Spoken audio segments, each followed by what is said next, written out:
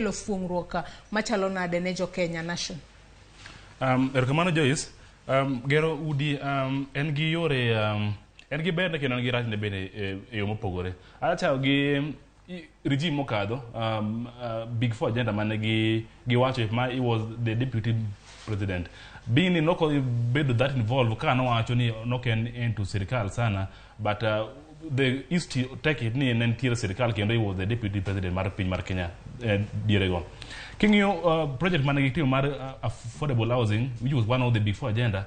I don't know if you can say it flawed because ngeni nyaka ne chak ger gigo 5 years back. My in fact tier some which are still being built.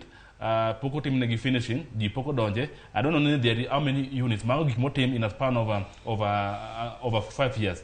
So it never came to a reality. Koda Kenny, yes, which kind of approach? Because no, Gima, even what the last time they said that they had limited funding. Limited funding usually at least things will be slowed down.